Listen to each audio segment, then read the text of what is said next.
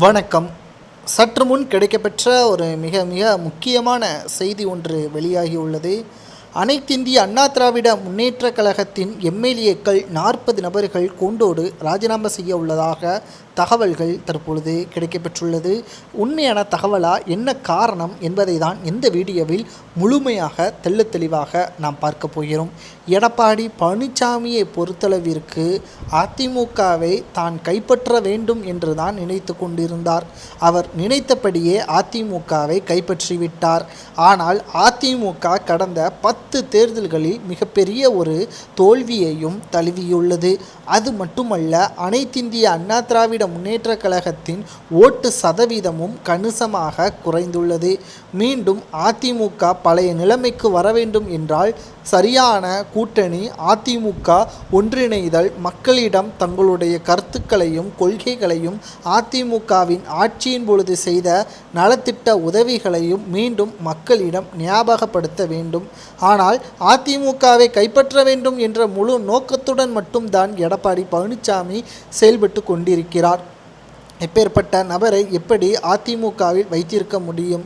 அதிமுகவின் மூத்த நிர்வாகிகளும் பணத்தை பெற்றுக்கொண்டு எடப்பாடியின் பின்னால் நிற்பதால் வருகின்ற சட்டமன்ற தேர்தலில் மீண்டும் நாங்கள் எம்எல்ஏக்களாக தேர்வு செய்வது கடினம்.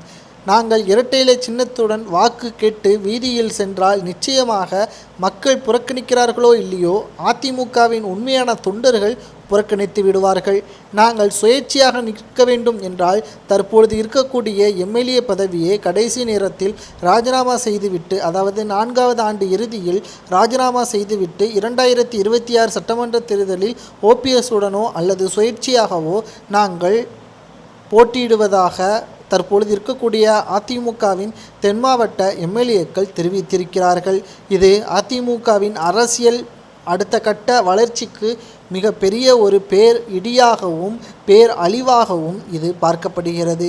எடப்பாடியை பொறுத்தளவிற்கு கைப்பற்ற வேண்டுமா, ஆட்சியே தக்க வைத்து கொள்ள வேண்டுமா என்று பார்த்தால், அதிமுக தனது கட்டுப்பாட்டில் இருப்பதை விட அதிமுக ஆட்சியை அமைத்தால்தான் மிகப்பெரிய ஒரு வளர்ச்சி அதிமுகவிலும் மக்களிடமும் பெருகும். ஆனால் உட்கட்சி மோதலின் காரணமாக அதிமுக வெற்றியடைவதில் கோட்டை விட்டுவிட்டார் எடப்பாடி என்ற மிகப்பெரிய அளவிலான விமர்சனமும் முன்வைக்கப்பட்டு வருகிறது.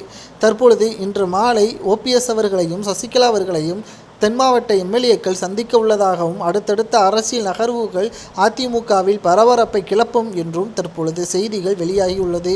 எம்எல்ஏக்கள் ராஜினாமா செய்து சுயேட்சையாக போட்டியிடுவது சரியா தவறு என்பதை கமெண்ட் வாயிலாக கூறுங்கள்.